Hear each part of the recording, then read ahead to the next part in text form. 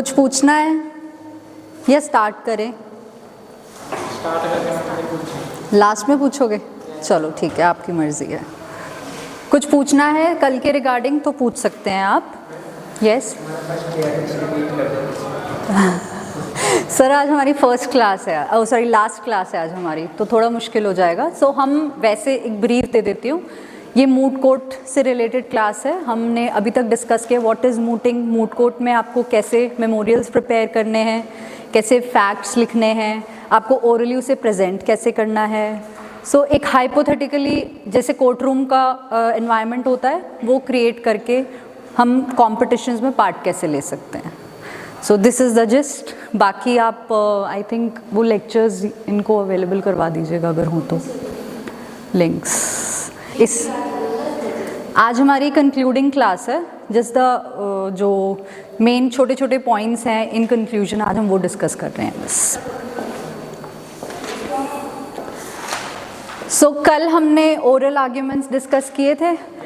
मैंने आपको कुछ सेंटेंसेस, कुछ पैराफ्रेजेस लिखवाए थे टू हेल्प यू आउट, ताकि आपको प्रॉब्लम ना हो अपने आर्ग्यूमेंट्स फ्रेम करने में। सो आज हम इन टोटलिटी आपको किन चीज़ों का, छोटी छोटी चीज़ों का ध्यान रखना है while you are appearing in front of the actual court और in moot courts. Always keep this in mind, चाहे रियल लाइफ के लिए चाहे मूट कोर्ट कॉम्पिटिशन के लिए, ठीक है। So important tips while presenting oral arguments. जो कल हमने ओरल आर्ग्यूमेंट्स प्रिपेयर करने सीखे, अब उन्हें प्रेजेंट कैसे करोगे आप? ये तो बोल दिया कि किस तरह से फ्रेज करना है, लेकिन what should be your overall persona जब आप जज के सामने खड़े हैं, जज साहब के सामने खड़े हैं। So you have to be confident, hesitate नहीं करना है, सही आता है नहीं आता है, बट मेक श्योर जो भी बोल रहे हो, हर कोई सही नहीं हो सकता, हर किसी को पूरी नॉलेज नहीं हो सकती, नोबडी इज परफेक्ट, लूपहोल्स होते हैं, कमियां होती हैं सब में, लेकिन जो भी आपको पता है, जो आपकी नॉलेज है, उस पर कॉन्फिडेंट रहो। और कॉन्फिडेंट कैसे रहोगे बताया था मैंने, कैसे कॉन्फिडेंस बढ़ेगा? रिसर्च करके, नॉलेज, जैसे जैसे आप अपनी नॉलेज बढ़ाएंगे आपका कॉन्फिडेंस लेवल भी बढ़ेगा। So and you have to be spontaneous, as and when asked questions you should answer them immediately. आता है, सही है, पूरी नॉलेज नहीं है तो भी आपके पास वहाँ ऑप्शन नहीं होगा कि मैं कल बताऊँगा, या फिर मैं अभी थोड़ी देर में I will ask my friend, या फिर I will research, I will tell you. No, you don't have that option, but you can request and seek permission that can I please ask my researcher friend if he could help me. So you have to be spontaneous. जो माहौल उस वक्त है उसके according आपको अपने आप को एडजस्ट करना है। You can not be rigid कि मुझसे अभी ये क्वेश्चन क्यों पूछ लिया, मैं तो अभी आर्ग्यूमेंट्स बोल रहा हूँ। क्वेश्चन आंसर्स ऐसे ही होते हैं, आप आर्ग्यूमेंट्स बोल रहे हैं, सामने से क्वेश्चन बीच में ही आएगा।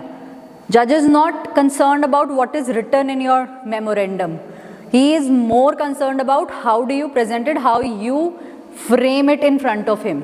मेमोरेंडम से उनको मतलब नहीं है उसमें क्या डेटा है, आप उन्हें कैसे कम्युनिकेट कर रहे हो, उन्हें उससे मतलब है। तो जब भी वो क्वेश्चंस पूछे उसी वक्त थोड़ा सा few seconds you can take to think. ऐसा नहीं है क्वेश्चन आया और आंसर चला गया, no, you need time to think, but only few seconds, 2 to 3 seconds, and then answer. Be polite and respectful, ये तो सबको पता है। यू अपना टोन, अपना लैंग्वेज क्या रखना है आपको। आप जज के सामने आर्ग्यू तो कर रहे हैं, लेकिन आप जज के साथ आर्ग्यू नहीं कर रहे हैं, आप ओपोनेंट के साथ आर्ग्यू कर रहे हैं। He is just judging you to decide your case. You have to be very very very polite. Be a good listener, जितना अच्छे से सुनोगे। और क्या क्या सुनना है अच्छे से कोर्ट रूम में, क्या क्या अच्छे से सुनना है? कौन से आर्ग्यूमेंट्स में? जो ऑपोजिट पार्टी के आर्ग्यूमेंट्स हैं। और क्या सुनना है अच्छे से? यस, जो क्वेश्चंस आपसे पूछे जाएंगे वो क्वेश्चंस। और जो ऑपोजिट पार्टी अगर ऑब्जेक्शन रेज करती है या फिर रिबटल्स होते हैं, तो आपको रिबटल्स वाले क्वेश्चंस एंड ऑब्जेक्शंस भी बहुत अच्छे से सुनोगे, तभी आप उनका जवाब दे पाओगे immediately on the spot, otherwise नहीं। Apologise when required. कुछ नहीं पता, कोई इन्फॉर्मेशन की क्लैरिटी नहीं है, कोई फैक्ट नहीं पता, यू आर मिसिंग ऑन, कई बार होता है हमने पढ़ा होता है but we can not recall, होता है ना कितनी बार, आप मुझे भी बोलते हैं मैम पता है लेकिन हम रिकॉल नहीं कर पा रहे हैं, सो इट्स ओके, नहीं याद रहता, बट अपोलोजाइज। अपोलोजाइज करना सिखाया, लिखवाया था मैंने कैसे, what phrase you have to use, what is that, much apologize करने के लिए।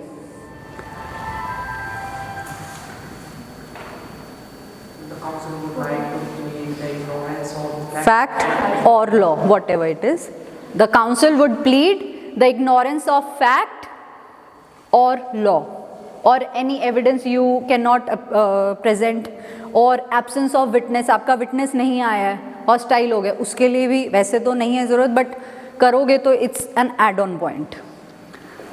Be attentive, क्या कौन किस वक्त क्या बात हो रही है कोर्ट, वैसे तो कोर्ट रूम में बात होती नहीं है, you are not allowed to talk, आप सिर्फ या तो अपने जो आपके मेंबर्स हैं you can write them down, chits उनको पास कर सकते हो, लेकिन जब जज साहब आपके सामने आप बात नहीं करेंगे आपस में, ना आप ऑपोजिट टीम से बात करेंगे इंटरैक्ट करेंगे, ना आप आपस में एक दूसरे से इंटरैक्ट करेंगे, ठीक है। कोऑर्डिनेशन होना बहुत ज़रूरी है। कोऑर्डिनेट किस चीज़ में, कोऑर्डिनेशन टीम में, किस चीज़ के लिए, टीम में किस चीज़ के लिए कोऑर्डिनेशन, कोऑर्डिनेट क्या करोगे टीम में, कौन कौन होता है टीम में, रिसर्चर, तो इन तीनों के बीच में क्या कोऑर्डिनेशन होना चाहिए,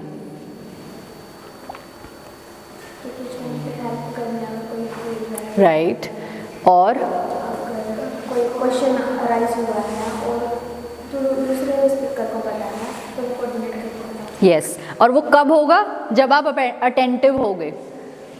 अगर स्पीकर 1 बोल रहा है और रिसर्चर और speaker 2 are busy in their own world या थॉट्स या आपस में कुछ चिट चैट चल रही है उनकी, तो और एकदम से क्वेश्चन आया, उन्होंने सुना ही नहीं question, how will they help the speaker 1, नहीं कर पाएंगे।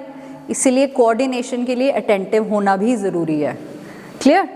Practice before hand, advance practice, सब हो गया। ये सोचो सपोज 10 दिन के बाद है आपका मूड कोर्ट, तो आप एक हफ्ता पहले ही सोचो कि मेरा कंपटीशन आज है, अपने कॉलेज के मूड कोर्ट में जाओ, प्रैक्टिस करो, अपने टीचर्स को रिक्वेस्ट करो कि प्लीज़ जज दिस कंपटीशन, एक अपने आप से एक हाइपोथेटिकल कंपटीशन बनाओ, ताकि जब आप फाइनल में जाओगे, एक्चुअल कंपटीशन में जाओगे, आपको प्रॉब्लम नहीं होगी। राइट। इससे पहले मैं आपको भूल गई, एक क्लिप दिखानी थी, पहले वो क्लिप दिखाती हूँ मैं आपको।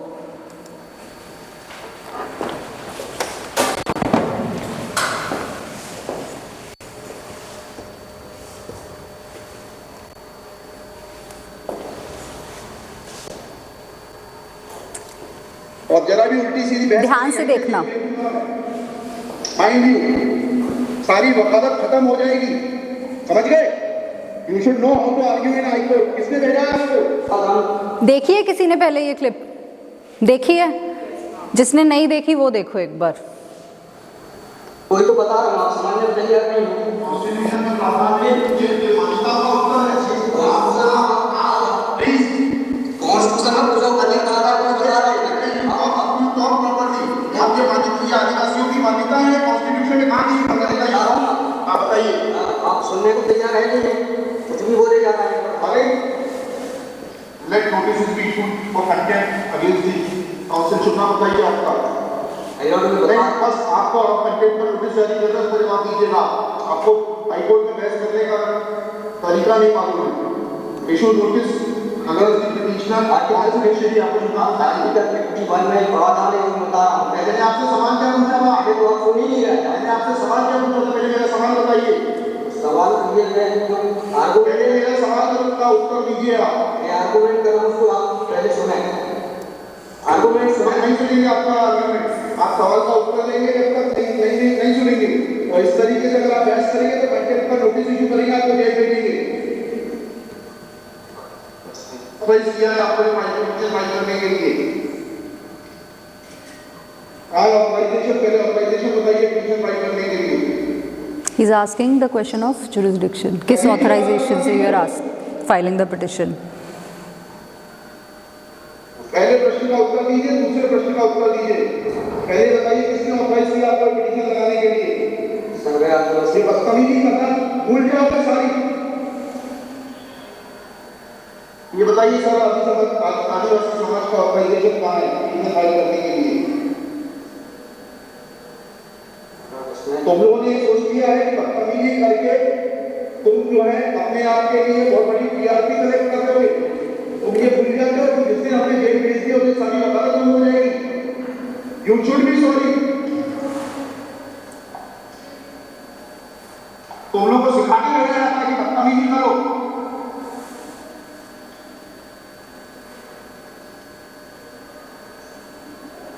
प्रश्न का उत्तर नहीं दो, बदतमीजी करोगे। और मैं बोलता हूं तुम भी रहे कॉम्पिटिशन पढ़ के आते हैं, हमें मालूम है क्या सवाल पूछना है।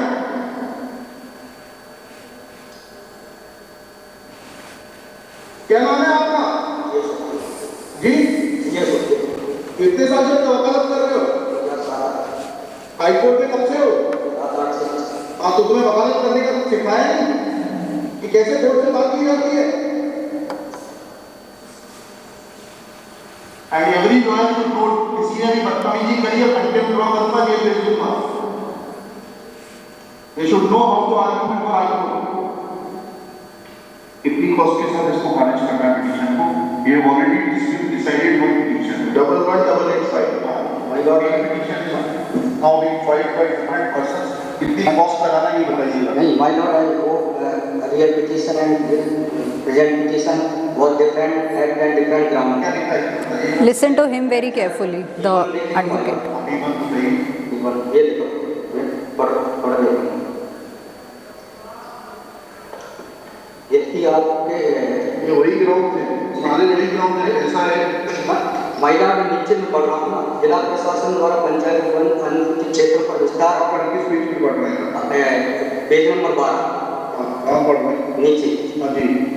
जिला प्रशासन द्वारा पंचायत वन अनुसूचित क्षेत्रों विस्तार अधिनियम 1996 की धारा 4 काम प्रदत्त अधिकारों का उल्लंघन किया जा रहा है। वो पिटीशन पढ़ी है?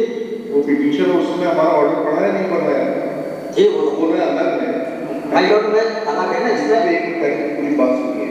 Have you gone through that order? यहाँ तक कि स्पॉन्सर करता है, उन्होंने आपको वो आदेश पढ़ाया नहीं पढ़ाया?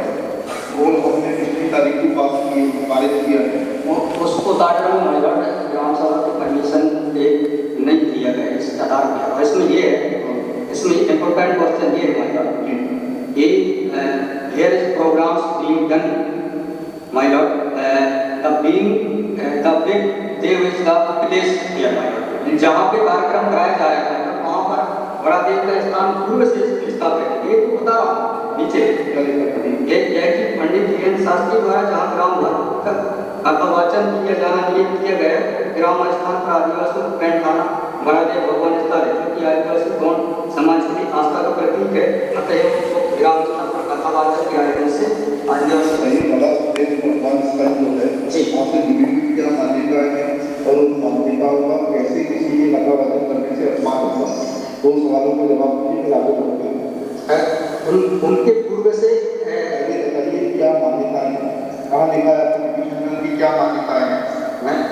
आप कहते हैं कि किसी की मान्यता है तो उस मान्यता के संबंध में विस्तृत विवरण होना चाहिए याचिका में। क्या विवरण है बताइए? इसमें पढ़ के बता आगे पढ़ के बता दें। पिटीशन हाँ बताइए, पैराग्राफ 1 द पिटीशनर है, ये आपको करवाई है, उनसे इतना तो समझ लीजिए। हम आपसे सवाल क्या पूछ रहे हैं? दिक्कत यही होती है कि उस वकील को खड़ा कर देते हैं जिसको सवाल का उत्तर देने का भी वो नहीं है। I am asking you a direct question, but when you से ऑन पेज 12 कि बड़ा देव भगवान स्थल है और उससे आदिवासियों की मान्यता को, आत्मसम्मान को ठेस पहुंचेगी। मैंने आपसे सवाल पूछा, इस बड़ा देव भगवान से जुड़ी हुई क्या मान्यताएं हैं और उन मान्यताओं को किसी कथा के में भी बता दिया, सवाल अंग्रेजी में भी बता दिया, उसका उत्तर दीजिए पहले। माय लॉर्ड, उस जगह के अवलोकन दूसरे स्थान पर अगर कराया जाए तो कोई विरोध नहीं। पहले हमारा सवाल का जवाब नहीं दे रहे, who are you to decide कौन से स्थान पर होगा, कौन से स्थान पर नहीं होगा। पहले आपको ये तो बताना पड़ेगा क्या मान्यताएं हैं और उन मान्यताओं का किस प्रकार से कुठाराघात होगा, उन मान्यताओं पर उन मान्यताओं का हनन होगा, अपमान होगा, ये समझाइए आप। ये कॉन्स्टिट्यूशन में प्रावधान वही तो बता रहा हूँ, आप समझने में तैयार नहीं है। कॉन्स्टिट्यूशन में प्रावधान नहीं, ये मान्यता का उत्तर है। प्लीज कॉन्स्टिट्यूशन में जो अधिकार है वो बता रहे हैं। प्रॉपर्टी आपके मान्यता, ये आदिवासियों की मान्यता है, कॉन्स्टिट्यूशन में कहाँ की बंद रहता है, आप बताइए। आप सुनने को तैयार है नहीं है, कुछ भी बोले जा रहे हैं। अरे let notice is beat for contempt against the counsel, चुनाव बताइए आपका।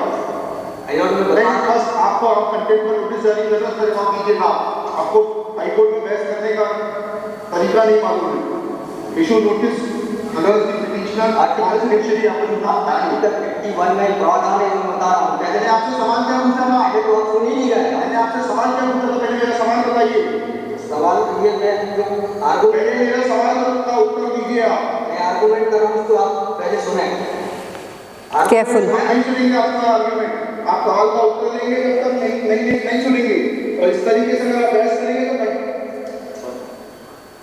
अब आप दूसरा सवाल सुनिए, उसका उत्तर दीजिए पहले, फिर संविधान पढ़ेंगे कि सर्व आदिवासी समाज कौन है, किसने ऑथराइज किया है। आपको पहले प्रश्न का उत्तर दीजिए, दूसरे प्रश्न का उत्तर दीजिए। पहले बताइए किसने ऑथराइज किया आपको पिटीशन लगाने के लिए। सर्वे आदिवासी ये बदतमीजी करना भूल जाओ फिर सारी। ये बताइए सर्व आदिवासी समाज का ऑथराइजेशन कहाँ है, पिटीशन फाइल पर पूछना है। He'll apologize also. चलो क्या नाम है आपका जी? है ना, हाँ रिपीट नहीं हो रही है। हाईकोर्ट में कब से हो? 7-8 से। हाँ, तो तुम्हें वकालत करने का सिखाया नहीं? किसने ऑथराइज किया आपको पिटीशन? लाल धुर्वे जी को और हन्ना मरावी को और लाल धुर्वे जी को ऑर्डर आएगा। वकालत करवाने उस संस्थान का सर्व आदिवासी समाज का रेजोल्यूशन बताइए जिसने कि इन दो लोगों को, इमलाल धुर्वे जी को और हन्ना मरावी को ऑथराइज किया है कि पिटीशन फाइल करने के लिए। पेज नंबर 47 बताइए। 48 और 49 पढ़िए क्या लिखा है। आज टाइप कॉपी पढ़ रहा हूँ। सामाजिक संगठन पदाधिकारी लेटर कि आपको किसी ने अध्यक्ष बनाया, ऑथराइज किया, कहाँ है आपके? Constitution of the Samudaya is also required to be. Yes, उसी का को सुन लेते। पक्षकार को बताइएगा कि हमारी गर्मी दिखाने के कारण कोर्ट ने खारिज कर दिया, को सुन लेते। आपको तैयारी करना चाहिए, कर देंगे इसी ग्राउंड पर आप रजिस्ट्रेशन के साथ नई पिटीशन फाइल कर दिया। देखिए कल कार्यक्रम होना है, क्या कर सकते हैं, आपको तैयारी करना चाहिए। जितनी गर्मी आप दिखा रहे थे, ये बात आप विनम्रता से पहले कहते तो आपको सुन लेते। पक्षकार को बताइएगा कि हमारी गर्मी दिखाने के कारण कोर्ट ने खारिज कर दिया। शुभ नाम बताइए फिर से। ये सब put it for the petitioner. There is no authorization in favor of the petitioners by the so-called Sarv Adivasi Samaj District Balaghat to file this writ petition. Full stop. Petitioner is not in a position to answer queries of this court. Full stop. While petitioner was reading annexure P1, this court wanted to know in categorical terms, this petition is not mature to be given a hearing. Full stop.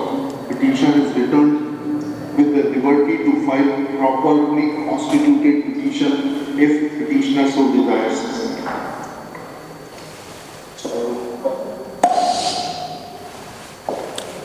Yes. क्या समझे? Power of a जज, वो तो है ही है। इसीलिए मैंने आपको कल बोला था शायद या परसों की क्लास में, कोर्ट रूम जज क्या है। जज साहब, और क्या समझे इससे?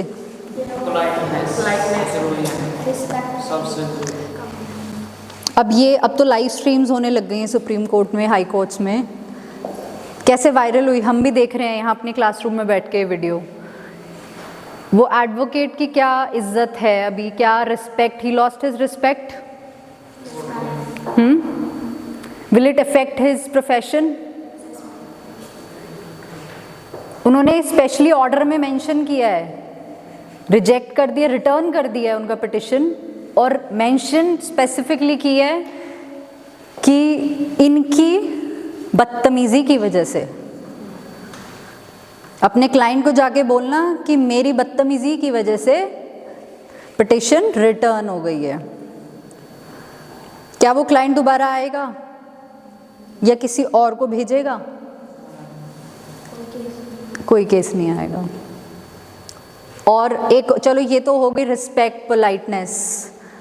और क्या सीखा इस वीडियो को देखकर, और क्या समझे? तैयार तो चलो करना है, ठीक है, लेकिन वो उनसे क्वेश्चन पूछ रहे थे।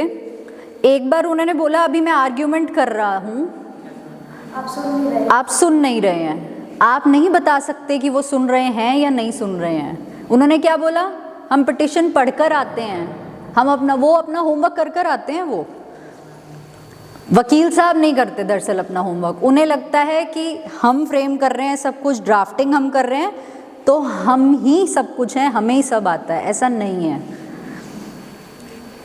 उनको उनके क्वेश्चंस के आंसर्स पता थे? क्या वो दे पाए आंसर्स जो उनसे क्वेश्चंस पूछे गए? नहीं दे पाए। स्पॉन्टेनिटी नहीं थी। कॉन्फिडेंस या ओवर कॉन्फिडेंस ज़रूर था, लेकिन आंसर्स थे उनके पास, नॉलेज थी। क्या वो अपने ड्राफ्ट में से उनको क्लियरली पेज नंबर भी बता पा रहे थे? वो उन्होंने बोला मैं एनेक्सर 12 या 2 पूछ रहा था, बट ही कुड नॉट, वो एनेक्सर 2 का आंसर दे रहे थे और मैं कुछ और पूछ रहा था। He has also mention that in order. तो क्या दिखा? इनकेपेबल है। और क्या कहा? बदतमीजी नहीं कर सकते आप। याद रहेगा अब हमेशा, भूलोगे तो नहीं कभी भी, कि सिर्फ मूट कोर्ट ही नहीं, मूट कोर्ट के बाहर भी आपको कैसे बिहेव करना है। ठीक है, coming back to our tips and tricks.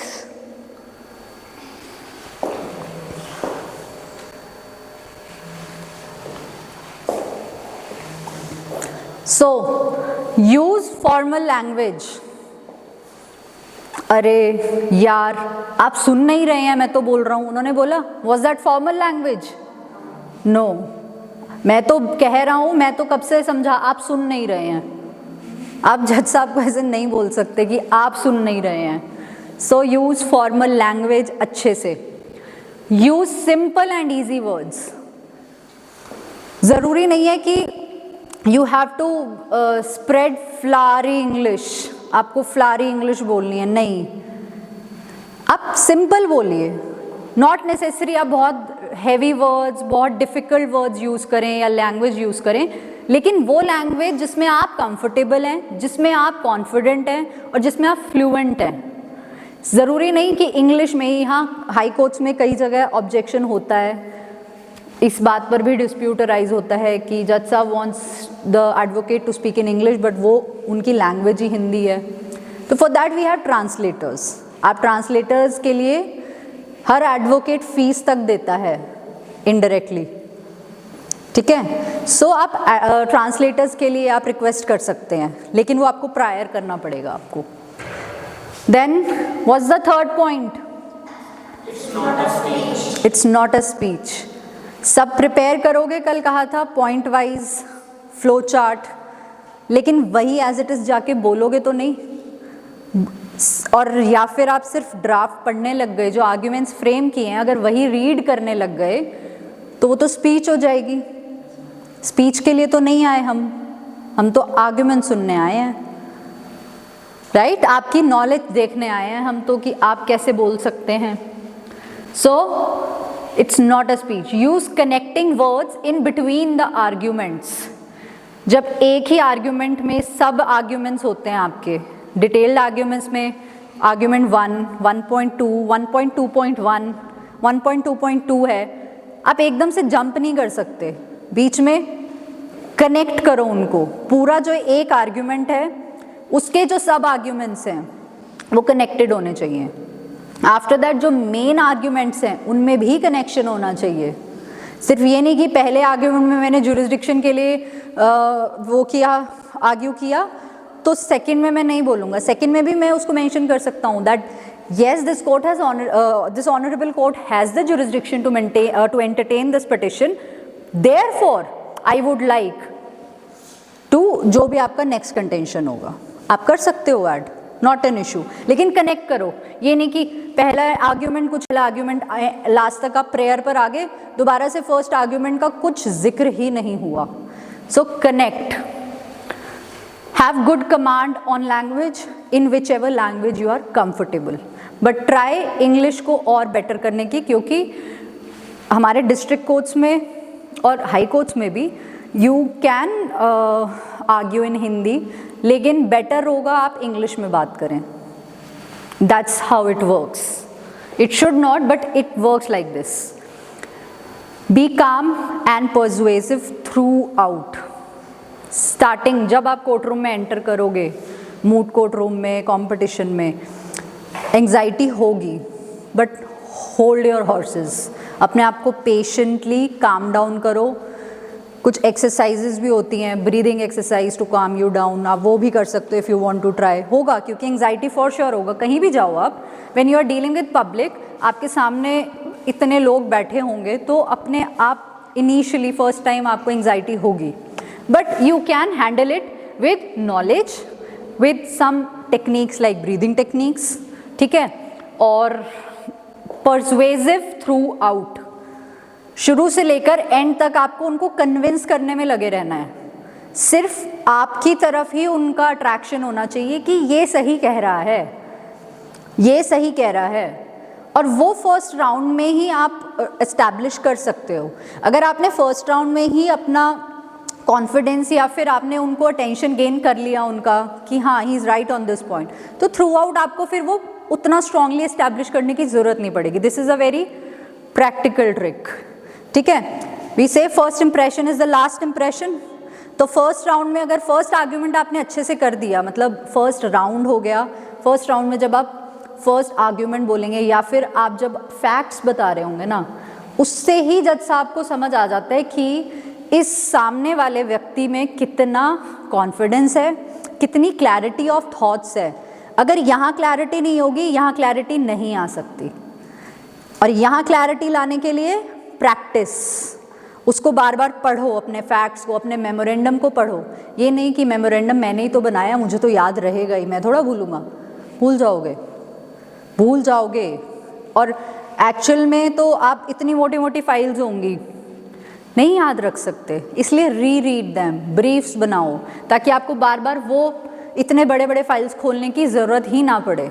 अपने हिसाब से नोट्स बनाओ। Work upon voice modulation, speed and the tone. What is voice modulation? Any example कोई दे सकता है? ट्राई। जैसे जब टीचर क्लास में, आपकी क्लास चल रही है, कुछ स्टूडेंट्स हैं जो इनडिसिप्लिन क्रिएट कर रहे हैं, एकदम से टीचर की आवाज़ ऊपर हो जाती है। जैसे मैं ही कितनी बार क्वाइट बोलती हूँ जब, तो कितनी ऊंची आवाज़ हो जाती है। That is voice modulation. और वॉइस मॉड्यूलेशन होती है what is going on in your head and your emotions. आप बोल रहे हैं, आपको पता है आप क्या बोल रहे हैं, आपकी वॉइस अपने आप नॉर्मल, मतलब दैट वुड बी नॉर्मल रहेगी। जब आपको किसी चीज़ की नॉलेज नहीं होगी, आपकी आवाज़ अपने आप डाउन हो जाएगी, ट्रेम्बल करेगी आवाज़। अग्री? जब आपको गुस्सा आ रहा है, आप चिल्लाओगे, अपने आप चिल्लाओगे, कोई कहता नहीं है आपको, अपने आप आपकी वॉइस वैसे ही मोल्ड हो जाती है। That is voice modulation. Like जैसे अब अगर मैं ये पॉइंट्स पढ़ूँ अगर मैं पढ़ूँ use formal language, use simple and easy words, it's not a speech, use connecting words in between the arguments, क्या था ये? आया कुछ समझ?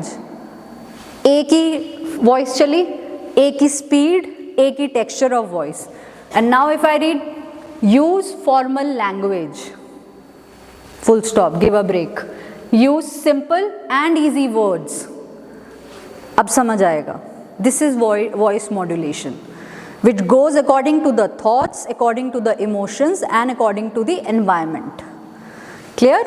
और आपको अपने arguments में वो लाना है, क्योंकि अगर एक ही टोन में रीड करोगे तो सामने वाला तो बोर हो जाएगा, उसे नींद आएगी, वो नींद भी छोड़ो, वो समझ ही नहीं पाएंगे वो कि ये बोलना क्या चाह रहा है. उन्हें लगा एक ही फ्लो चल रहा है. अगर कोई बहुत इंपॉर्टेंट पॉइंट आता है आपके आर्ग्यूमेंट में, अगर आप वो भी उसी टोन में बोलोगे, उस पर एम्फेसाइज नहीं करोगे, उसको स्ट्रांगली नहीं बोलोगे, तो उन्हें कैसे पता चलेगा ये इंपॉर्टेंट पॉइंट है या इंपॉर्टेंट फैक्ट है.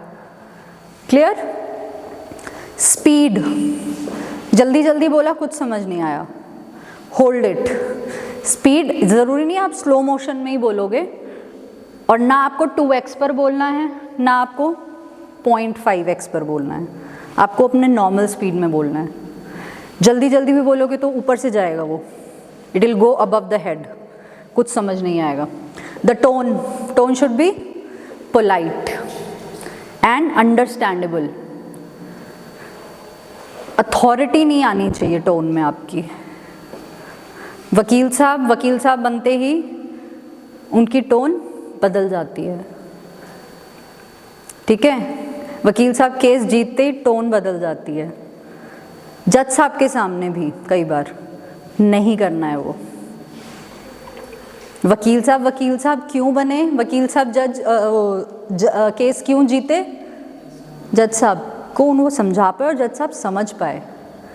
So keep tone in mind. Time management, इसमें कैसे टाइम मैनेज करोगे आप? What do you mean by time management when it comes to moot courts?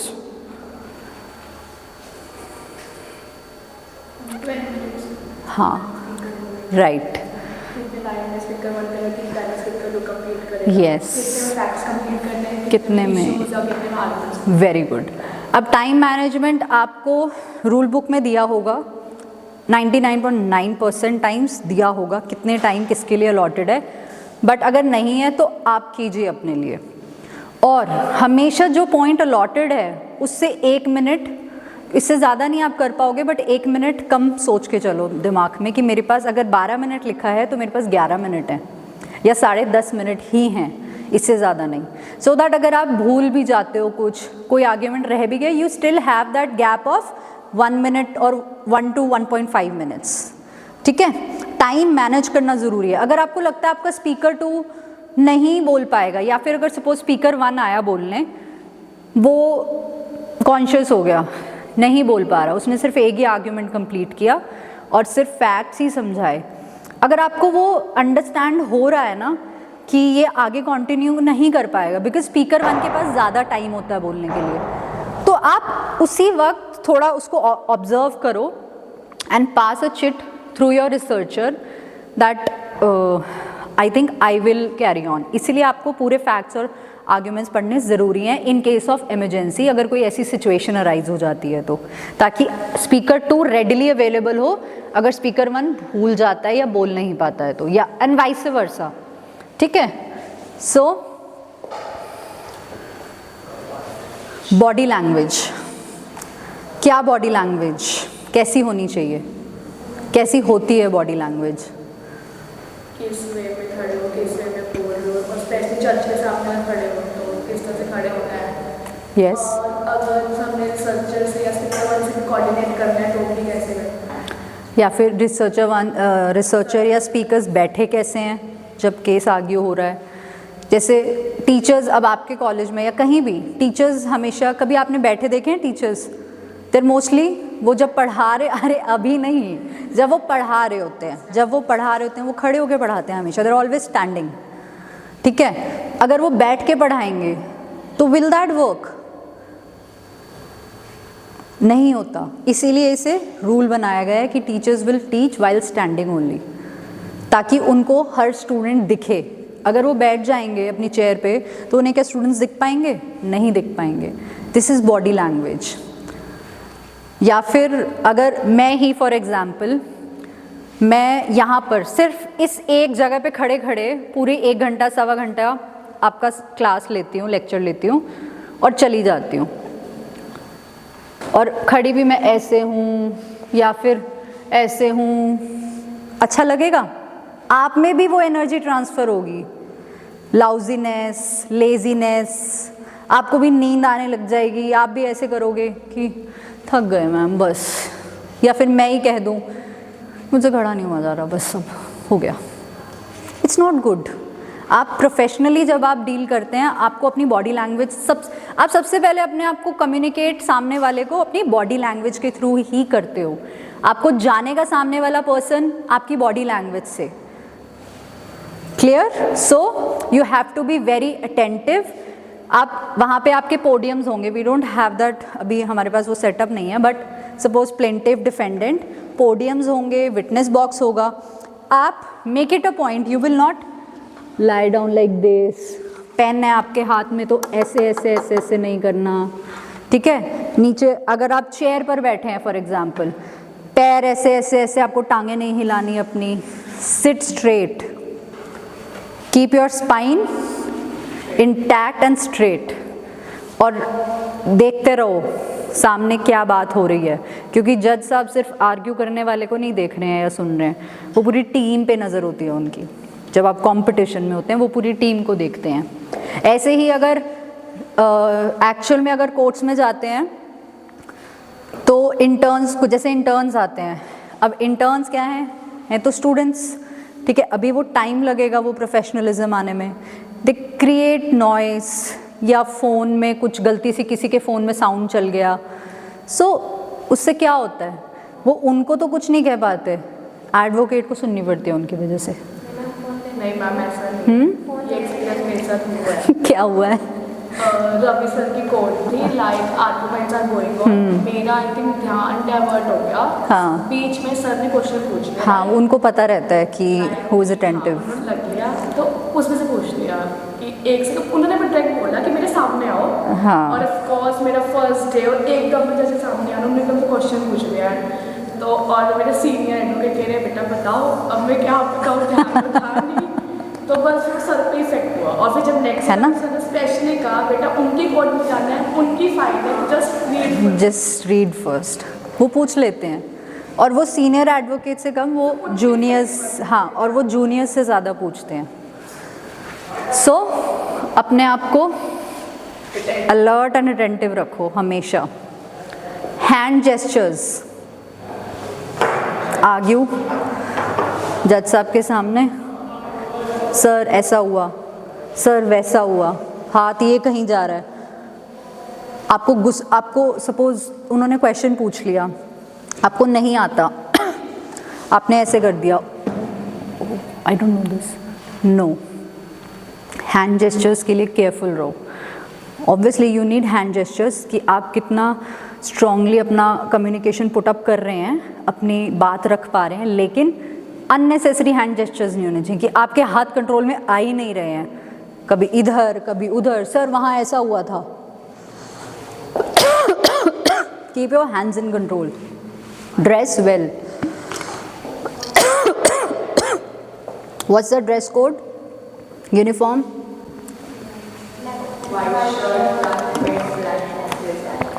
और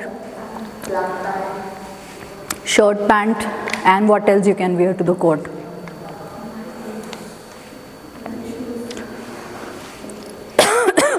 white kurta, I mean for females, white kurti और black kurti.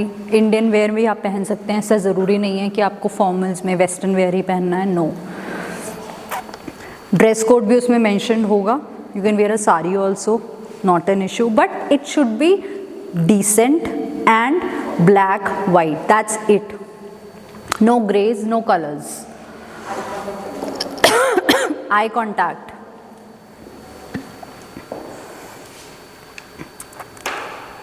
वो सुना है, लुकिंग लंडन टॉकिंग टोक्यो। देख तो मैं लंदन की तरफ रहा हूँ और बात कर रहा हूँ टोक्यो की तरफ, नो। वो नहीं करना। आप जिनसे बात कर रहे हैं, मेंटेन एन आई कॉन्टैक्ट। और अगर आपसे कोई क्वेश्चन पूछते हैं और आप आई एम सॉरी इधर उधर देखते हैं क्वेश्चन, जैसे अब मैं कितनी बार स्टूडेंट्स करते हैं, मैं क्वेश्चन पूछ रही हूँ, मुझे नहीं देखेंगे, उसके अलावा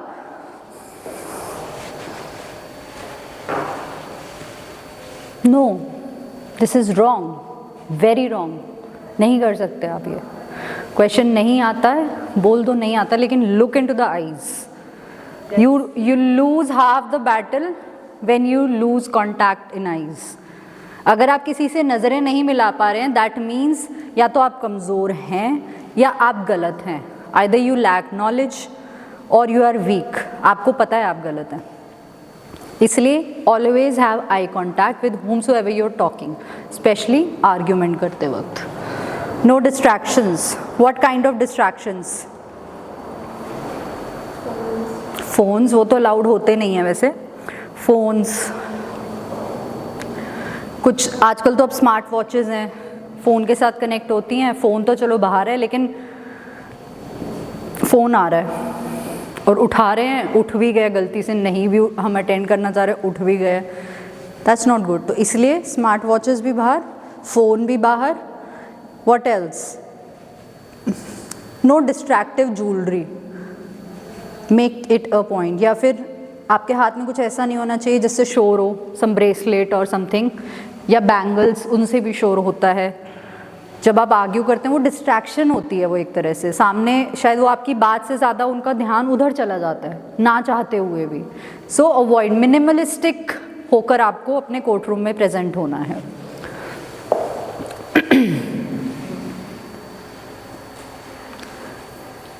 कोर्ट रूम मैनरिज्म्स, ये तो अभी तक हो गया हमारा बॉडी लैंग्वेज, बात करने का तरीका। लेकिन अब कोर्ट रूम के पर्टिकुलरली क्या मैनर्स हैं जो कोर्ट रूम में आपको फॉलो करने चाहिए, करने होते हैं, करने पड़ते हैं? स्टैंड अप व्हेन द जजेस एंटर, करते हैं? कभी देखा है ये डिस्ट्रिक्ट कोर्ट्स में भी? गुड, अब होने लगी है क्योंकि अब आप जैसे स्मार्ट इंटर्न्स और यंग लॉयर्स, उनको नॉलेज है इस चीज़ की। अदरवाइज सीनियर एडवोकेट्स होते होते भूल जाते हैं। ठीक है, आप भूल जाते हैं ना? राइट, वही मैं कह रही हूँ। हाँ हाँ, नहीं देता ना, नहीं होना चाहिए। या तो जब आप ऑलरेडी सेटल डाउन हैं कोर्ट रूम में और जज साहब आ रहे हैं, all stand up and greet him. ठीक है, आइदर यू बाउ डाउन और जस्ट स्टैंड अप, वो भी सफिशिएंट है। या फिर ऑलरेडी जज इज इन द रूम, आप आ रहे हैं बाद में, तो उन्हें देख के फिर बाउ डाउन करके यू ग्रीट। ठीक है, और कैसे आप उन्हें एड्रेस कर सकते हैं, मतलब कैसे और ग्रीट करते हैं उन्हें? हेलो सर, हाय सर, ये सब नहीं करना। नमस्ते सर, नहीं sir, no, quite, just bow down और स्टैंड अप अगर बैठे हैं तो। चाहे लास्ट सीट पे भी कोई बैठा है, पूरा कोर्ट रूम खड़ा होता है जब जज साहब आते हैं। Do not talk in the court room. आपको अगर बात करनी है तो आप अपने टीम मेंबर्स से चिट्स के थ्रू, बात भी नहीं, वैसे तो वो चिट्स बात करने के लिए नहीं होते हैं, जस्ट बहुत इंपॉर्टेंट आपको कुछ उन्हें बताना है, कोई लॉ पॉइंट है, कोई फैक्ट है, या फिर कुछ in case of emergency situations, तो आप उन्हें वो क्लैरिफिकेशंस दे सकते हैं। Do not waste court's time. Court का टाइम वेस्ट कैसे होता है?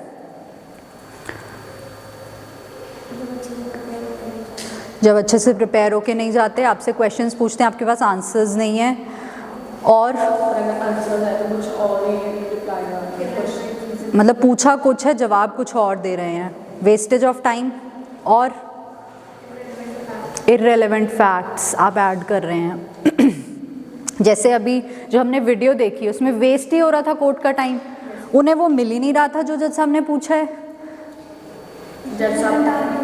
इससे हाँ, इररेलेवेंट आर्ग्यूमेंट थी। और आपको थॉरो होना पड़ेगा अपने ड्राफ्ट से, अपनी प्लीडिंग से, ताकि आपसे जब पूछा जाए on what page it is, आप बहुत स्पॉन्टेनियसली ऑन द स्पॉट आप बता पाएँ, it's on this page number, para number this.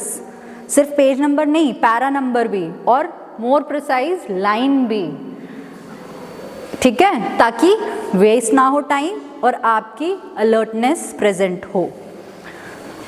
Do not overdo. What not to overdo? Excess of everything is bad.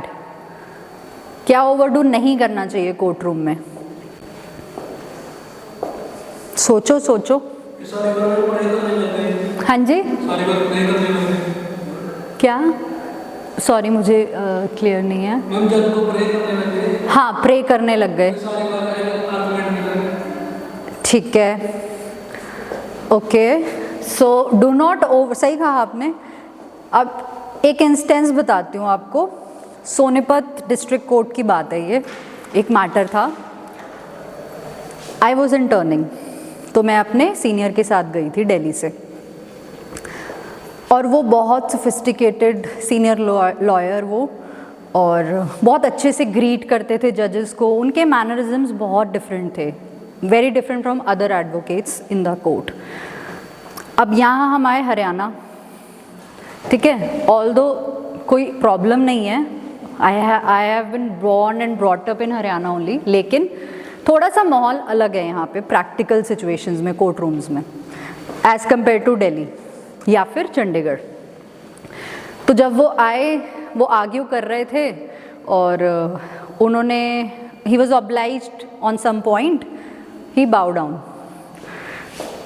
एक बार, फिर दूसरी बार फिर उन्होंने किया, एंड जब तक जज साहब ने उन्हें बोला नहीं, ही बाउ डाउन, तो जज साहब ने यही बोल दिया, अरे वकील साहब सो गए क्या? सो वो क्या था? That was over doing of something. वो नहीं करना है। आए, एक बार ग्रीट करा, इट्स फाइन, ऑब्लाइज्ड हो, oblige my lord, that's it. But वो थोड़ा सा एक्सट्रीम करते थे। हम भी एज इंटर्न्स हम ये डिस्कस करते थे, जब हम अब हमारे जूनियर्स आते तो वो भी करते होंगे हमारे बारे में कुछ डिस्कस, लेकिन ओवरडू नहीं करना है। बी रिस्पेक्टफुल, लेकिन डोंट ओवरडू इट, कि उन्हें लगे अरे ये तो बटरिंग कर रहा है। नहीं, ऐसा नहीं करना है। और स्पेशली इन हरियाणा तो ये एनवायरनमेंट है ही नहीं है, बहुत रेयर है, बहुत कम है। आप लोग उस चीज़ को एनकलकेट कर सको तो इट वुड बी गुड, क्योंकि आप फ्यूचर लॉयर्स हो और जजेस भी शायद। तो do not argue with the जजेस। क्वेश्चन पूछा है, आप आर्ग्यू कर रहे हैं, जैसे उन्होंने बोला अभी मैं आर्ग्यू कर रहा हूँ, आपने क्वेश्चन क्यों कैसे पूछ लिया? अभी मैं आर्ग्यू कर रहा हूँ, मैं बता रहा हूँ मैं, no you can not do that. उन्होंने क्वेश्चन पूछा, नहीं आता तो बताओ, apologize, I don't know the question, I don't know the answer, but ये नहीं कि अभी मुझे पहले आर्ग्यूमेंट कंप्लीट करने दो। इससे एक चीज़ और, don't just run behind finishing your arguments, कि आप बोले जा रहे हो सिर्फ इसलिए कि टाइम कंस्ट्रेंट है तो आप सिर्फ आर्ग्यूमेंट्स बोले जा रहे हो। आप नहीं, ऐसा नहीं करना है। चाहे आप आर्ग्यूमेंट अपना 2 आर्ग्यूमेंट्स हैं उनको ब्रीफ कर लो, मेन पॉइंट्स बता दो, लेकिन आराम से बताओ। भागना नहीं है कि मैंने तो, वो आपके आर्ग्यूमेंट्स फिनिश हुए या नहीं वो सुनने के लिए नहीं बैठे। चाहे एक आर्ग्यूमेंट आप बोल रहे हो, आपने उसको कितना इफेक्टिवली एफिशिएंटली प्रेजेंट किया है वो देखने के लिए बैठे हैं, उनको कितना क्लियर हो पा रहा है उसमें। Do not show arrogance. आप सुन ही नहीं रहे हैं, आप सुन ही नहीं रहे हैं, बताएं तो हम तब जब आप सुने, नहीं करना। Clear? The team should pray standing together. जब आपका सब हो गया कंक्लूड, स्पीकर 1 ने बोला, स्पीकर 2 ने बोला, उसके बाद तीनों researchers, speaker 1, speaker 2 will stand up, pray together and bow down. Clear? What is this? Read this.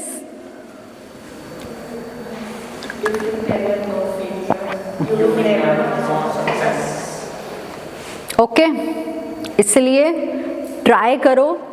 ये मत सोचना अब यहाँ से जाके कि हो गया मूड कोर्ट का सेशन, हमारा लेक्चर हो गया, सर्टिफिकेट मिल जाएगा, we are done. No, this is just the beginning. आपको ट्रेन कर दिया गया है, नाउ अब रियल बैटल फील्ड में जाना है आपको, और उससे डरो मत। अपना जितना डर था आपने यहाँ खोल दिया, ठीक है, और try to open up. If you never know failure, चाहे हार भी जाते हो कोई इशू नहीं है, लेकिन at least you will be preparing something. अपने आप से चीज़ें रिसर्च करोगे, फैक्ट्स अपने आप सीखोगे। So don't be afraid, you will never know success. अगर फेलियर नहीं पता तो सक्सेस कभी नहीं आएगी आपके पास। So that's all for the courtroom mannerisms. अभी आपके doubts, and I have one issue also जो आप फ्रेम करेंगे फिर क्वेश्चन उसमें से. अभी तक जो भी आपने सीखा, मेमोरेंडम पढ़ा आपने, अगर कुछ प्रॉब्लम है उसमें या फिर एनीथिंग.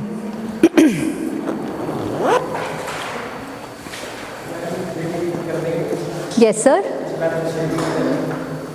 बच्चे, ये स्टूडेंट्स करेंगे सर आपके लिए. नहीं, प्लीज़ डोंट बी ऑफेंडेड. मैं बस इसलिए कि इनकी भी प्रैक्टिस होगी और आपको भी क्लियर हो जाएगा. डे 1 से एक बार थोड़ा सा 5 मिनट्स रिकैप करें. ठीक है, कहाँ से स्टार्ट करें? कौन स्टार्ट करेगा? अपने आप बताओ. डे 1 से.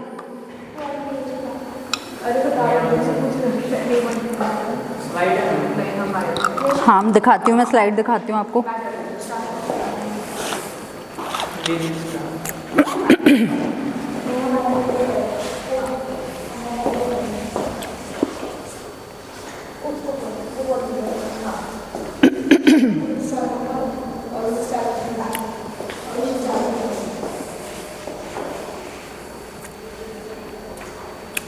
यस, यहाँ पर आकर I will be the student now. ठीक है, चलो.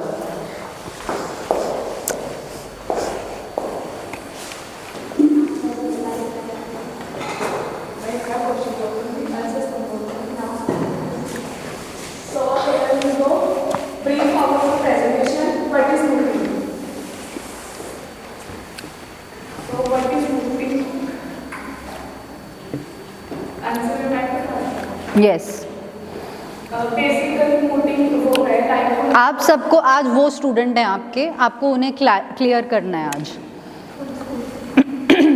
Basically what is mooting? Mooting एक वो है कंसेप्ट है. जैसे कि हम मूड बोर्ड पे जाते हैं, हम नॉर्मल बोर्ड पे जाते हैं. हम बोर्ड पे क्यों जाते हैं?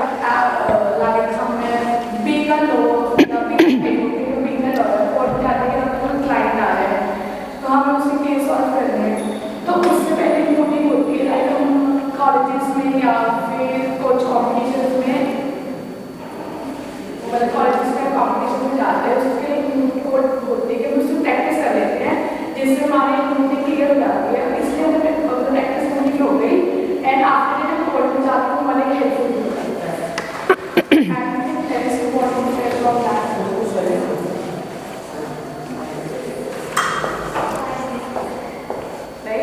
बता दो क्या चीज़? मेरे को तो इतना पता था मूटिंग बारे, मैंने बता दिया. तो उनमें से कोई मूटिंग करना चाहे क्या दूसरा है? During a moot trial known as mooting, student teams argue a case before a judge or panel of judges to persuade the judges to agree with their position. The teams must present a compelling case. There are two components of the mooting process: a written and oral submission. Before the moot court competition, a written contribution known as a moot memorial is made. Team use a written memorial as a basis for their spoken arguments during a tournament.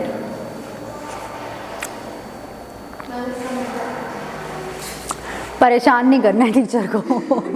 इसका आपको समझाया था मतलब. Student होते हुए case में आते हैं जज के सामने और जजेस उसको एग्री करते हैं उस टीम की, मतलब जो भी हम जज के सामने आर्ग्यू कर रहे हैं. और उसके 2 कंपोनेंट्स होते हैं, या तो रिटर्न भी हो सकते हैं जो हम कोर्ट के सामने नाम को देते हैं, ओरल होते हैं जो हम इश्यूज फैक्ट से आर्ग्यूमेंट्स करते हैं, और मूड कोर्ट एक कॉम्पिटिशन होता है कोई कॉज रिटर्न नाम को हम कोर्ट को देते हैं, हारी कर लेते हैं बस इतना. और फोर्थ जो भी हम जो आर्ग्यूमेंट्स करते हैं हम बोलते हैं. It is okay with you? No. What is importance of mooting? कोई और आओ प्लीज, कम. Thank you. जल्दी जल्दी. No question. I will ask question first. So what is the importance of mooting? Mooting is an after-school activity that aids in the development of abilities such as speaking in public, examining witness, putting out legal defenses, developing self-assurance, acquiring knowledge of judicial process, and etiquettes, assuming various positions such as judge and law students. Ability to think critically and analytically is another benefit of mooting. They must evaluate the advantage and disadvantages of each side, foresee the opponent's rebuttals and develop their own positions. So ये side by side activity होती है जो school के आप law school के साथ साथ करते हैं, जो कि आपकी ओवरऑल डाटा है, स्पीकिंग स्किल्स करते हैं, पब्लिक विटनेस को एग्जामिन करना है आपको, वो पता चलता है, लीगल डिफेंसेस का वे पता चलता है, कोर्ट रूम के एटिकेट्स पता चलते हैं, ये सब। Thank you sir. आ रहा है आपको थोड़ा समझ? So mooting basically we create a hypothetical situation court room की तरह। उसमें हम एक टीम, 2 टीम्स बनाते हैं। हर टीम में 3 लोग होंगे, speaker 1, speaker 2 and a researcher. और उसमें हम आपको एक मूट प्रॉब्लम दी जाएगी, आपको वो रीड करनी है and then you will prepare facts, उसमें से फैक्ट्स डिग आउट करेंगे, फिर आप उसमें इश्यूज़ फ्रेम करेंगे, फिर उन इश्यूज़ को बेस करने के लिए आप आर्ग्यूमेंट्स करेंगे। So that is mooting and you pray at the end. वो भी आपको मेमोरियल दिखाया जाएगा। नेक्स्ट प्लीज कम, आओ आओ।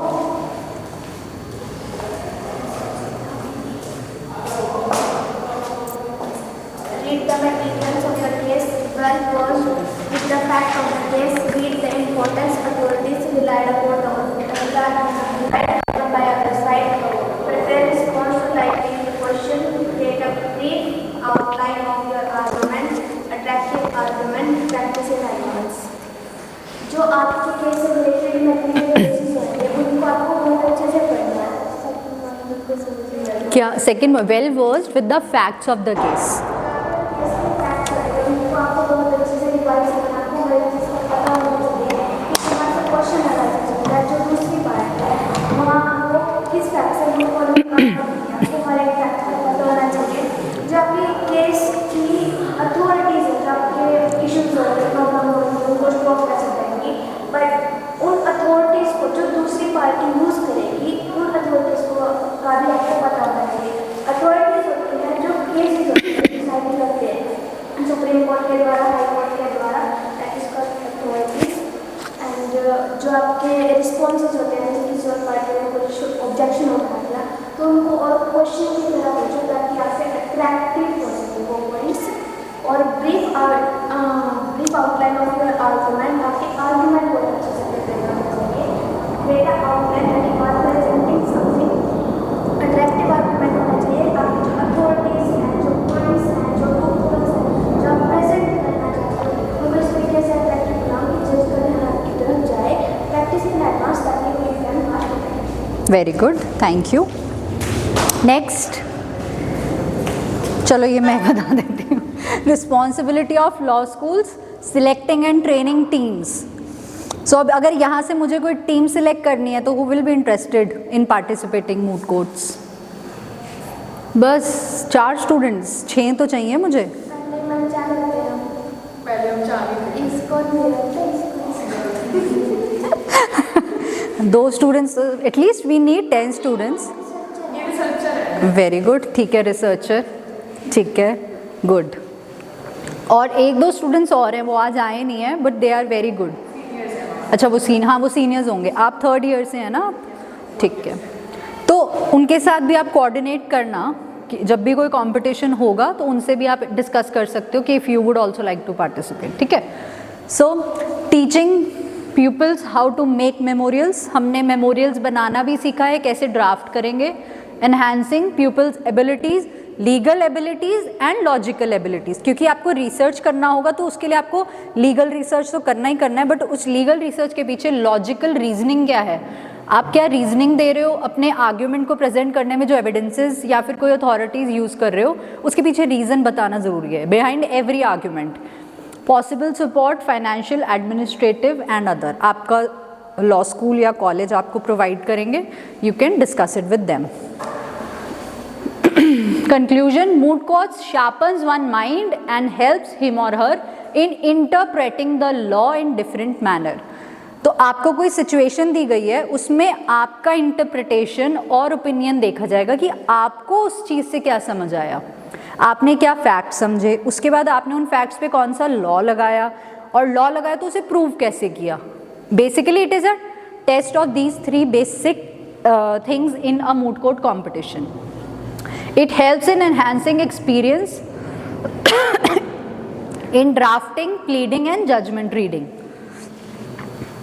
ड्राफ्टिंग आप कैसे क्रिएट करेंगे अपना ड्राफ्ट, प्लीड कैसे करेंगे इन फ्रंट ऑफ द कोर्ट, और जजमेंट पढ़ेंगे कैसे. एक अभी मैं जजमेंट भी आपको दिखाऊंगी सो दैट आपको बताऊं मैं कैसे रीड करना है. It helps in developing argumentative skills of budding lawyers. It shapes the lawyers life.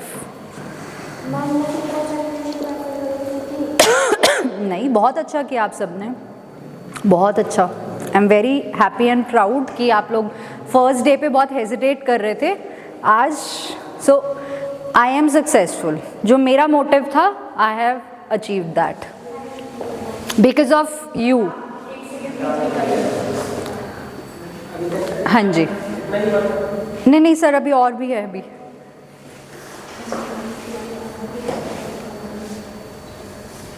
कहाँ गया वो?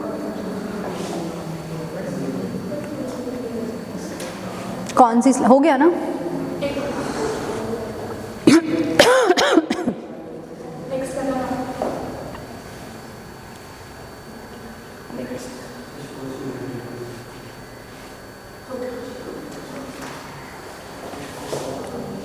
उसके बाद क्या किया था हमने? Second day, I mean third day, fourth day, 2 दिन तो सर ने इंट्रोडक्शन ओरिएंटेशन था हमारा. उसके बाद मैंने सेकेंड डे पे क्या करवाया था? ओपन योर नोट्स, लिखा होगा कुछ तो. मेमोरियल के बारे में देखो क्या बताया था.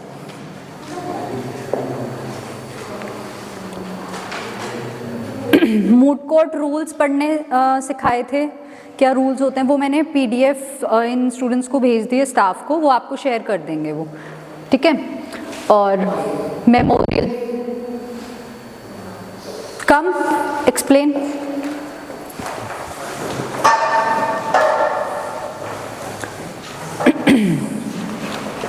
If you want you can use this also. बस इसको टच मत करना, ये फिर होगा.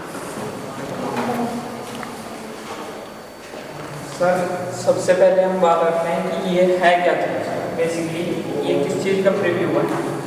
ये है memorial. Memorial is a document जो आपके केस को रिप्रेजेंट करता है. रिटन सबमिशन जो सबसे पहले हमने पढ़ा था वो बेसिकली ये चीज़ है. इसमें हम सबसे पहले देखते हैं कि मूड कोर्ट का कॉम्पिटिशन का नेम होगा सबसे ऊपर. देन किस कोर्ट में आना है, यानी कि किस कोर्ट की जुरिडिक्शन में वो केस कॉल करता है. तो सेकेंडली हम ये मेंशन करेंगे अपने मेमोरियल में कोर्ट की जुरिडिक्शन किस कोर्ट की है, तो उस कोर्ट का नेम. देन मैटर क्या हमने डाला है, ओरिजिनल जुरिडिक्शन के अकॉर्डिंग हमारी पब्लिक इंटरेस्ट लिटिगेशन का जो मैटर है वो हमने इस कोर्ट की जुरिडिक्शन में हमने फाइल किया है. देन ये आता है हमारा WP सिविल नंबर -2013, यानी बेसिकली केस किस नेचर का है. तो WP का मतलब है रिट पिटीशन, यानी कि बेसिकली जो रिट पिटीशन आपने डाल दिया वो यहाँ पर मेंशन होगी कि उसका क्या नंबर है. एंड देन वो मैटर, अगर यहाँ पर क्रिमिनल मैटर होगा तो क्या होगा? वहाँ पर CRL लिखा होगा. Yes, CRL. नंबर क्या है? और नंबर ऑफ 2013 पिटीशन का जो भी नंबर होगा वो यहाँ पर मेंशन होगा. सपोज 1 है तो 1 होगा एंड सो. और उस पिटीशन का ईयर, यानी कब वो फाइल हुआ. गुड. एंड उसके बाद हम बात करेंगे कि ये किस चीज़ की पिटीशन है, यानी किस आर्टिकल के अंदर हमने सुप्रीम कोर्ट की जो पावर है उसके अंदर रिट पिटीशन फाइल किया है. वो मेंशन करेंगे मैटर एग्जैक्टली क्या है और किसके अंदर वो फॉलो करता है हमारा मैटर. फिर उसके बाद होता है पार्टीज के नेम. सबसे पहले आपने ऊपर पिटिशनर का नेम, पिटिशनर है pro bono empire society versus union of Rambo and other respondents. तो पिटिशनर वो होता है जो केस को इन लेमन लैंग्वेज जो उसको फाइल कर रहा है, यानी कि जो एग्रीड पार्टी है वो पिटिशनर है और जिसके खिलाफ हुआ है वो रिस्पोंडेंट है।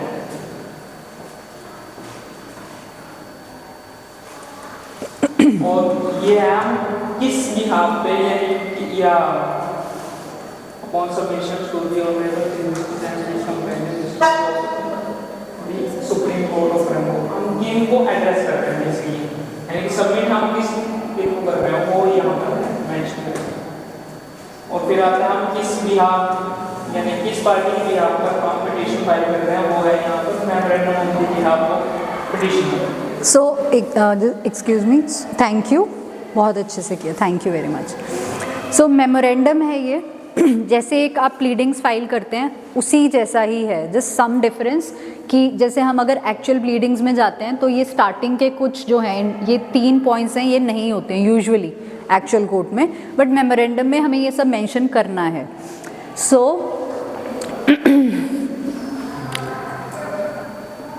ये पार्टीज़ के नेम हो गए और ये किन जजेस के सामने हमने प्रेजेंट किया है। Here in this case it is the honorable chief justice, and always remember to address the judges of Supreme Court, High Court as honorable judges, honorable chief justice।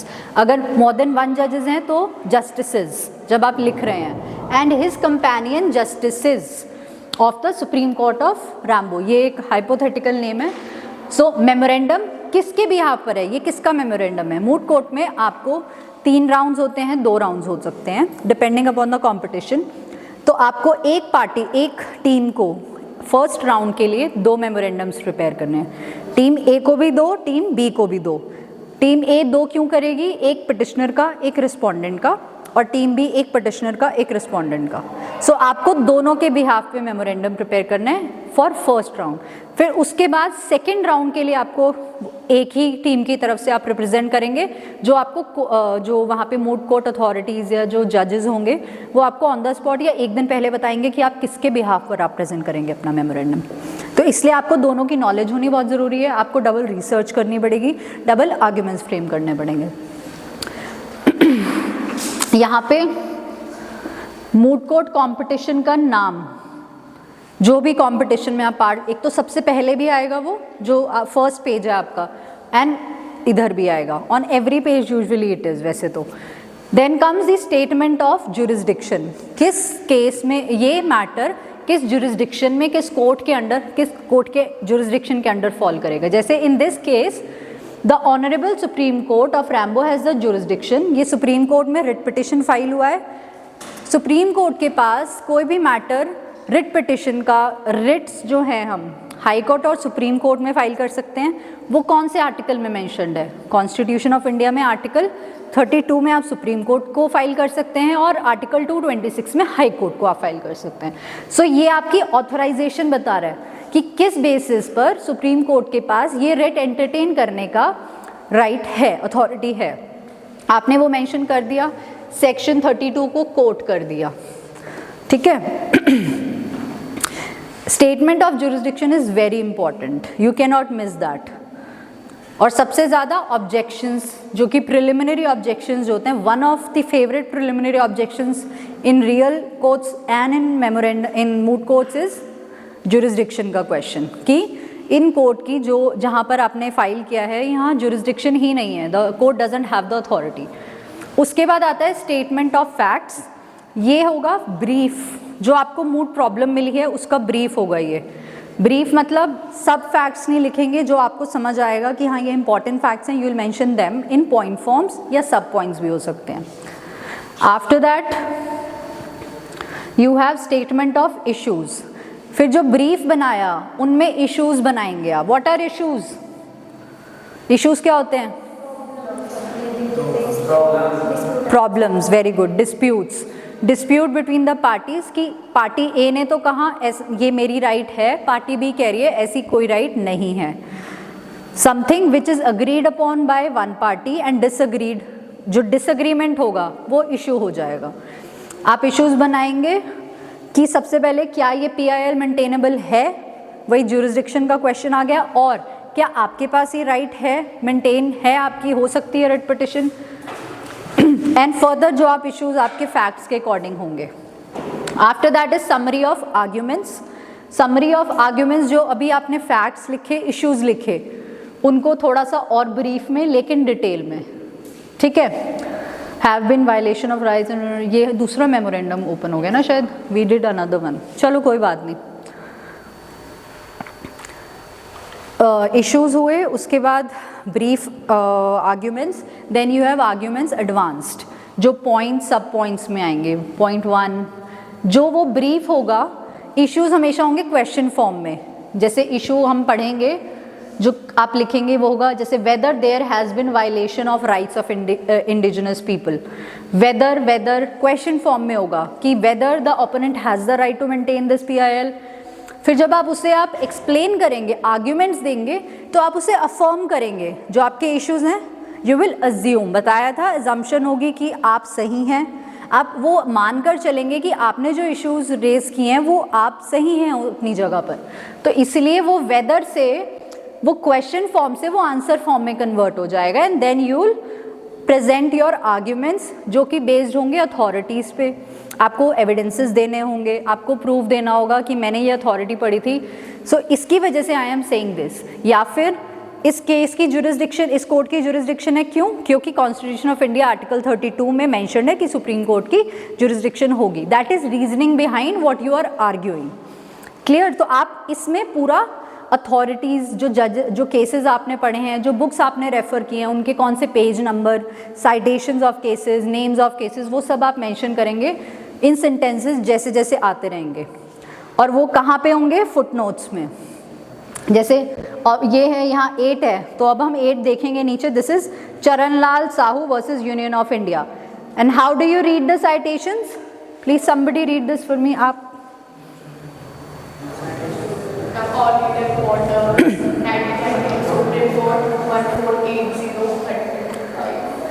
ठीक है। So this is all India reporter, मतलब ये जो reporters होते हैं हमारे, उनमें ये ऑनलाइन भी हैं अवेलेबल, अब तो ऑनलाइन है, अदरवाइज हर साल एनुअली मंथली ये जनरेट होते हैं, प्रिंट किए जाते हैं। इनमें ये केस है, अगर आपको ये केस फाइंड करना है तो दिस वुड बी AIR 1990 का केस, सुप्रीम कोर्ट में पेज नंबर 1480 पर है, ये 1480 पर।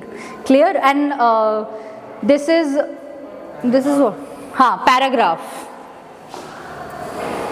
उसके बाद ये आपके सारे डिटेल्ड आर्ग्यूमेंट्स हो गए जो आपने दिए।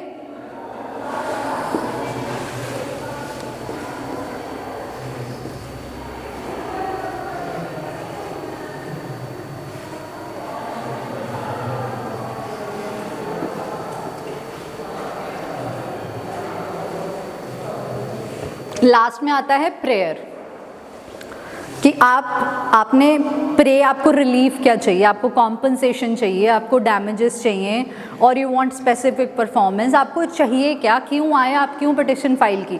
सो in this case, in the light of the issues raised, arguments advanced and authorities cited, may this honourable court be pleased to hold the union of Rambo liable for violation of, की violation हुई है fundamental rights की, तो इसलिए I want कि ये honourable court उनको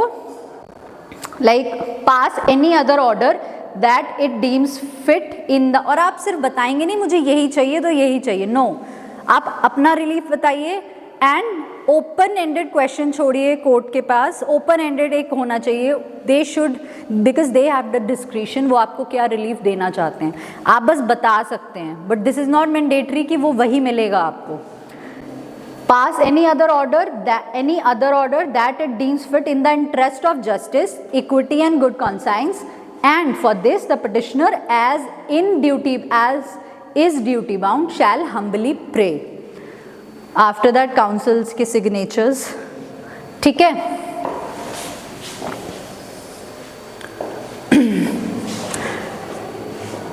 और कुछ, then memorandum हो गया, इश्यूज फ्रेम कर लिए, आर्ग्यूमेंट्स हो गया, फिर क्या किया था हमने? रिसर्च की सर पीपीटी आपको फॉरवर्ड कर देंगे, वो आपको उससे क्लियर हो जाएगा, ठीक है। अब हम ये एक केस स्टडी करें थोड़ा सा, ताकि आपको मैनर पता चले आपको कैसे पढ़ना है।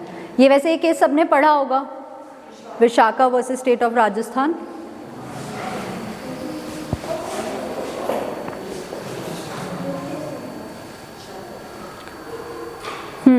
सो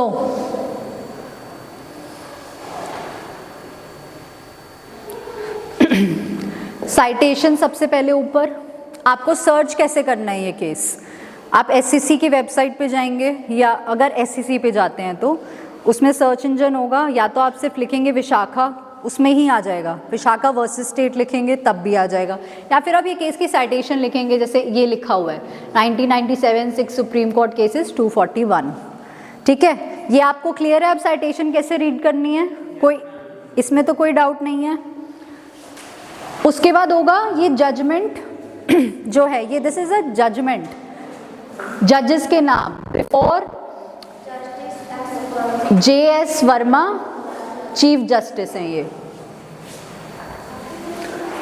ये CJ लिखा है ना, ये चीफ जस्टिस हैं, before JS Verma chief justice, before honourable, ठीक है। And Sujata versus and Sujata V Manohar and BN कृपाल। अब JJ है, व्हाट इज दिस JJ?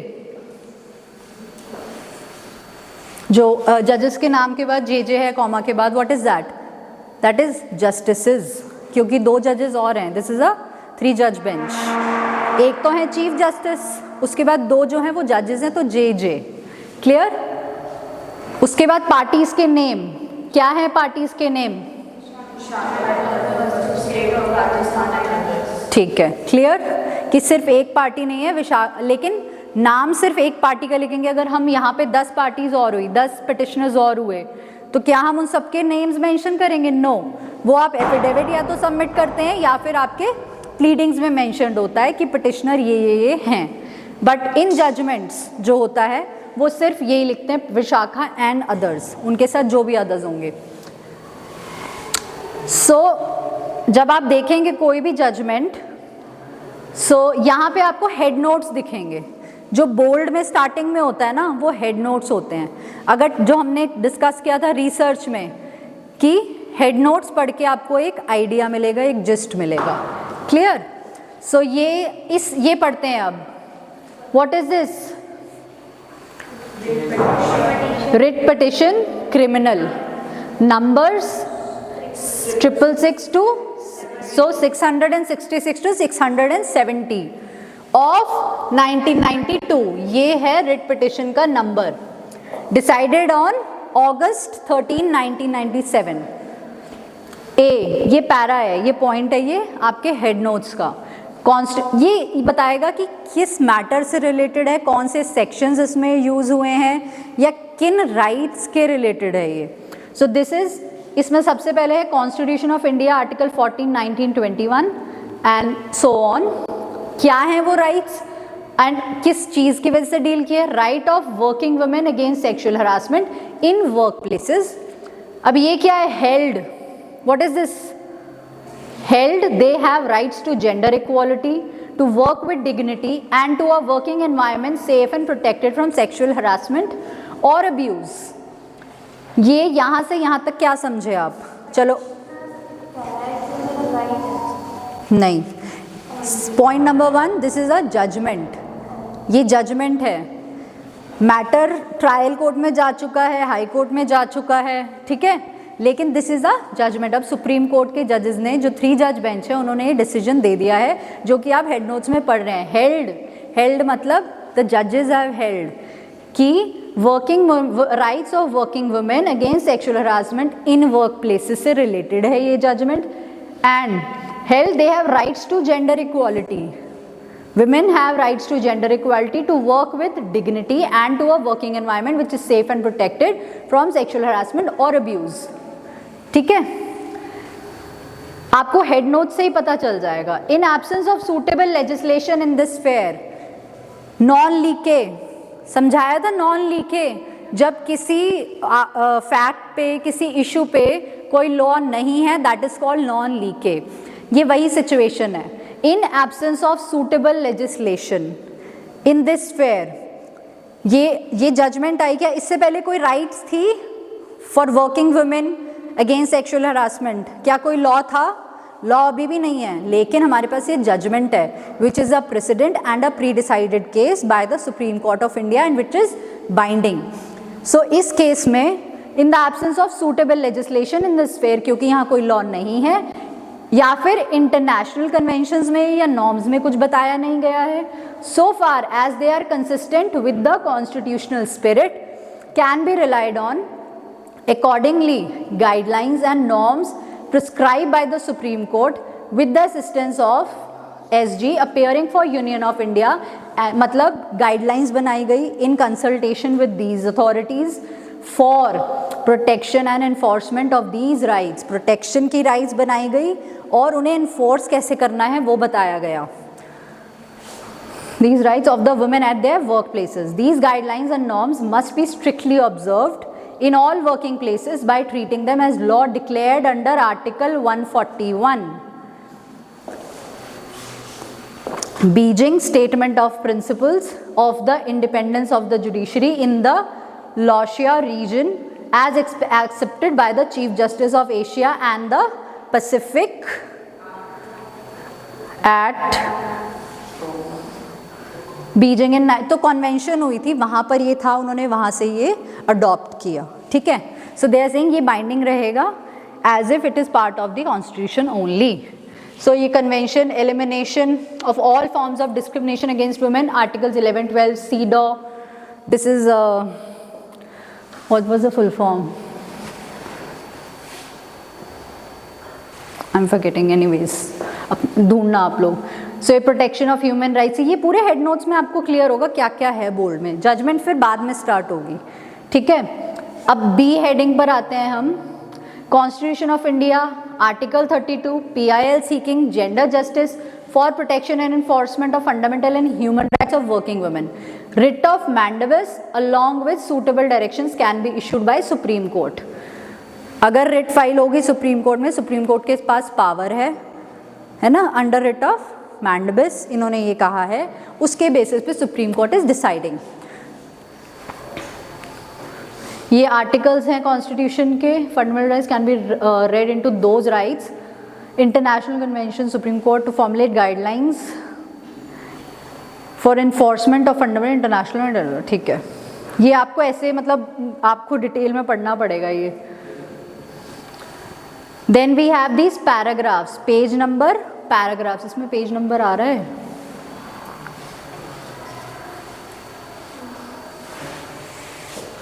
यहाँ पर है देखो, पैराज 16 एंड 18। अगर आपसे कोई पूछे तो आप यहाँ से देखकर बताएंगे। पैराज 16 एंड 18, बी सी, सब पैरा बी, सब पैरा सी, सब पैरा डी, ठीक है। इसमें इन्होंने गाइडलाइंस बताई हैं। So in view of the above discussions हो गई सारी, इतनी सी नहीं होगी, ये तो जजमेंट की कॉपी है, जो ट्रायल चला होगा इतने साल, जिस बेसिस पे उन्होंने आर्ग्यूमेंट्स फ्रेम किए होंगे वो प्लीडिंग्स अलग होंगी। This is only the judgement, आपको ये पढ़ना सीखना है। You don't have the time to read all the pleadings और वो अवेलेबल भी नहीं होंगी। सो in view of the above and in the absence of enacted law to provide for the effective enforcement of the basic human right of gender equality and guarantee against sexual harassment and abuse, more particularly against sexual harassment at workplaces, guidelines and norms are hereby laid down for strict observance at all workplaces or other institutions. So उन्होंने reasoning दी है and declared rights, and it further emphasized that this would be treated as the law declared by the Supreme Court under article 141 of the constitution. ये हमारे constitution में right नहीं था, but it will be treated as one of the rights under the constitution.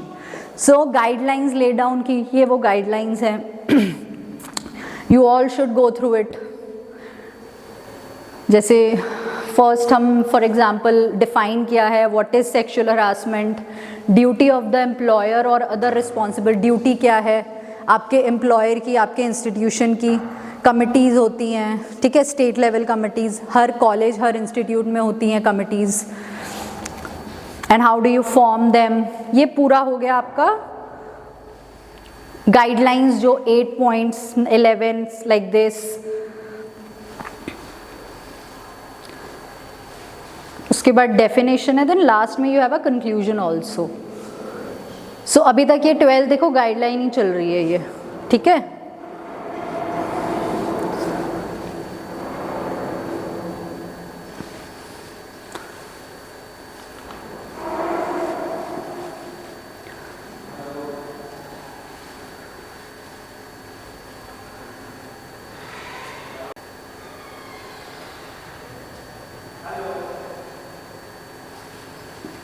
ये दूसरे वाली copy है, तो आप देख लेना, ठीक है। सर्च करना, you will find it anywhere, कहीं भी मिल जाएगा आपको, ऑनलाइन एनीवेयर। थोड़ा सा समझ आया कि आपको पार्टीज़ का नेम देखना है, सर्च कैसे करना है, पढ़ना कैसे है। सबसे पहले आप हेड नोट्स देखेंगे, उसी में आपको पता चल जाएगा कौन से प्रोविजन से डील किया गया है, और फिर उसी में आपको डिसीजन पता चल जाएगा कि जजमेंट में डिसीजन क्या है। तो आपको एक आइडिया हो जाएगा कि आपको फर्दर डिटेल में जजमेंट पढ़नी है या नहीं पढ़नी है। क्लियर? और कुछ you want to ask anything? Pleasure. आपको कोई क्वेश्चन, एनीथिंग, कुछ और डाउट?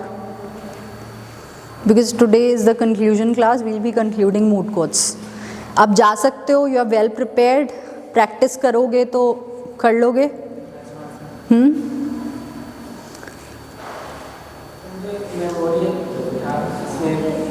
ये इसका मतलब memorial on behalf of additional जो आपने बताया था, ये एक इसको क्या कहेंगे, मतलब जैसे विशाखा वर्सेस। जी जी, वो तो जजमेंट है। जी जी जी, सैंपल है नहीं सर, वो एक्चुअल जजमेंट है वो, लेकिन वो शॉर्ट स्टूडेंट्स कॉपी है वो sir.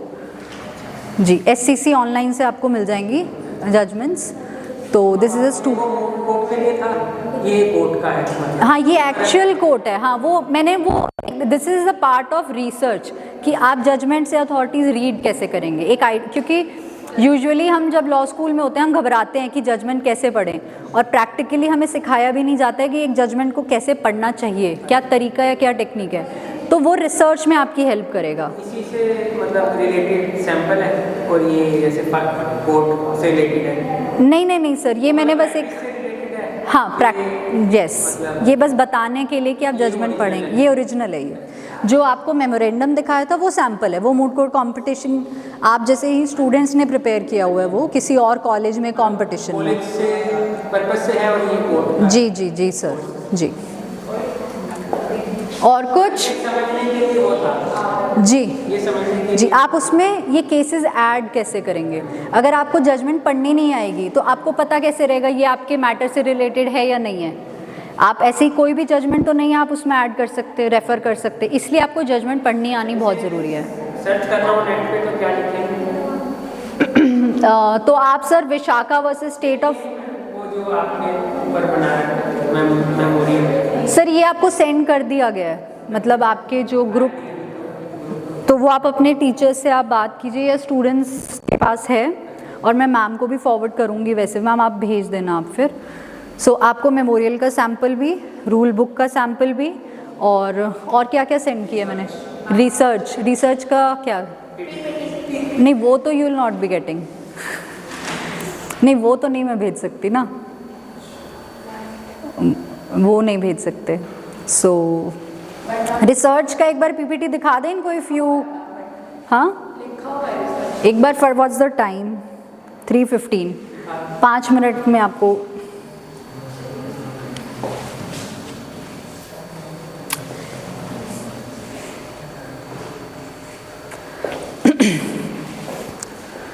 A well researched case file and a well read counsel can never fail। आपको अच्छे से रिसर्च करनी है अपनी केस से रिलेटेड, और आपको पढ़ना है उसे, ठीक है। Then we have legal research. क्या होता क्या है? It is a manner of persuasion. आप कैसे अपने लीगल नॉलेज के थ्रू जज को या ओपोनेंट को परसुएड कर सकते हैं, कन्विंस कर सकते हैं, वो होता है लीगल रिसर्च। करनी कब है? जिस दिन से आपको मूड कोर्ट प्रॉब्लम मिलेगा या फिर आपके पास रियल लाइफ में केस आएगा, आपको उसी दिन से अपना रिसर्च स्टार्ट करना है टिल एंड। ये नहीं कि रिसर्च हुई, मेमोरेंडम बनाया, ख़त्म, नो। उसके बाद आपको उसको रीड करना है, रिसर्च करना है और अपडेट्स करने हैं कि अगर कोई न्यू लॉ आया है, न्यू अपडेशन है, तो आप उसको भी ऐड करेंगे अपने मेमोरेंडम में। देन वी हैव हाउ, कैसे करेंगे रिसर्च, आपने पढ़ लिया, लेकिन उसको अप्लाई कैसे करना है अपने फैक्ट्स पे, अपने उन लॉज को कैसे आप कन्विंस करने में हेल्प करेंगी आपको, या आपको पता ही नहीं होगा आपकी प्रॉब्लम क्या है। पहले तो प्रॉब्लम आइडेंटिफाई करो, प्रॉब्लम नहीं पता होगी तो कैसे पता चलेगा कि इसको सोल्यूशन क्या है। उसके बाद कौन सी लॉ लगेगी, उसमें कौन से अथॉरिटीज़ ऐड होंगे, ये रिसर्च के थ्रू आप करेंगे। What is research? Searching for something which has already been researched. आपको कुछ नया इन्वेंशन या डेवलपमेंट नहीं करना है, ऑलरेडी रिसर्चर्स ने, स्कॉलर्स ने, ऑथर्स ने, वो सब डेटा है हमारे पास, बट उसमें से आपको फिल्टर आउट करना है। Legal research starts after framing of issues. Basic research आपकी मूड प्रॉब्लम के बाद, जो इन डेप्थ रिसर्च होगी वो एक बार आप फैक्ट्स के बाद इश्यूज बना लेंगे, उसके बाद स्टार्ट होगी। डिवाइड करो अपनी टीम के साथ, उन्हें कहो कि इशू नंबर 1 पे तुम रिसर्च करो, इशू 2 पे मैं रिसर्च करूँगा, इशू 3 पे वो रिसर्च करेंगे। और लेकिन तीनों को ओवरऑल रिसर्च में हेल्प करनी है एक दूसरे की, और तीनों को करना है। Yes, general steps, how to match your research with your case. Read करो प्रॉब्लम को, आइडेंटिफाई करो लॉ को, उसके बाद बेयर, अगर वो कोडिफाइड लॉ है, अनकोडिफाइड है, स्पेसिफिक लॉ है, बेयर एक्ट में जाओ, वो सेक्शन देखो। जैसे फॉर एग्जांपल अगर मेंटेनेंस से रिलेटेड है तो सेक्शन 125 पता है आपको, you will go to section 125 CRPC, ठीक है। Search for most relevant authorities, जो सबसे इंपॉर्टेंट है आपके केस के लिए। न्यूज़पेपर्स पढ़ते रहो, लाइक लाइव लॉ है, लीगल न्यूज़पेपर, बहुत अच्छी इन्फॉर्मेशन है उस पर। लेटेस्ट एडिशंस, आप जो टेक्स्ट बुक्स पढ़ते हैं, स्टूडेंट टेक्स्ट बुक्स जो होती हैं, उनके लेटेस्ट एडिशन से आप सर्च स्टार्ट वहीं से करोगे। आप सीधा ऑनलाइन नहीं जाओगे। केस लॉज पढ़ते रहो, जैसे कि अभी जजमेंट पढ़ी हमने, वो पढ़ते रहो, नई नई जो आती हैं। मेक श्योर, जैसे लाइव लॉ पे when you go you click that, उनका PDF फॉर्मेट होता है हमेशा, जो ऑर्डर पास हुआ है या जो जजमेंट आई है, make sure you go through it once. चाहे वो बहुत कई बार 40-50 पेज का भी होता है, but at least go through the head notes and conclusion. So law reporters जैसे सर AIR, SCC, उस पर सर्च करना, या फिर अगर वो पेड हैं आपकी लाइब्रेरी में नहीं है तो आप गूगल सर्च नहीं करेंगे, आप इंडियन कानून पे जाएंगे। लॉ भूमि, लॉक्टपस, वो हमने साइट्स लिखवाई थी बच्चों को, वो आप उनसे ले सकते हैं। पार्लियामेंट्री डिबेट्स इसलिए इम्पॉर्टेंट है कि हमें रीज़न पता चलता है ये पर्टिकुलर लॉ बनाई क्यों गई है। जैसे अभी हमारे 3 बिल्स हमें पास हुए हैं, अगर हम वो डिबेट्स देखें तब हमें क्लियर होगा कि ये लॉज क्यों चेंज हुए हैं, रीजनिंग क्या है, क्या उसके लूप होल्स हैं, क्या एडवांटेजेस हैं, वो हमें वहीं से पता चलेंगे। रिसर्च पेपर्स, जो स्कॉलर्स के रिसर्च पेपर्स होते हैं ऑनलाइन, आप जैसे researchers put them on Scopus, एक साइट है, you can put them on them, आप देख सकते हैं। After that, how to decide which authority to read, relevant and previously decided, जैसे अभी ये थी, उससे जब जैसे अब ये जजमेंट थी, इससे पहले इस इशू पर कोई जजमेंट या कोई लॉ था नहीं था, बट अब है। तो आप जब भी कुछ इससे रिलेटेड, इस इशू से रिलेटेड कोई मैटर होगा, you will refer to this judgement until the another new judgement comes. अभी तक तो कोई नहीं आई है। देन रीसेंट डिसीजंस जो लेटेस्ट हैं, head notes, how to read authorities, basic book से सीधा आप कमेंट्रीज़ पे नहीं जाएंगे, जो आपकी टेक्स्ट बुक है आप उनसे स्टार्ट करेंगे। रिसोर्सेज ये हैं, आप ये लिख सकते हैं, यहाँ से आप सर्च कर सकते हैं।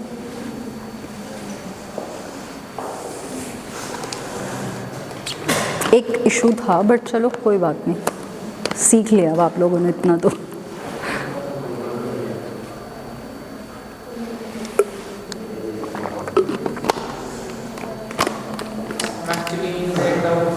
हाँ जी पूछो। डिक्री क्या? मैम मुझे सर ने मुझे और जजमेंट बताया था, वैसी आई थी डिग्री क्या? अब मैं वो प्रॉपरली समझाने लगूंगी तो फिर बहुत टाइम लग जाएगा, जिस तरह से मैं समझाऊंगी। But I don't have to be a good time to be a good speaker. Yes, आप जा सकते हैं। क्या? That's not my duty. आप जा सकते हैं, जाना चाहें तो।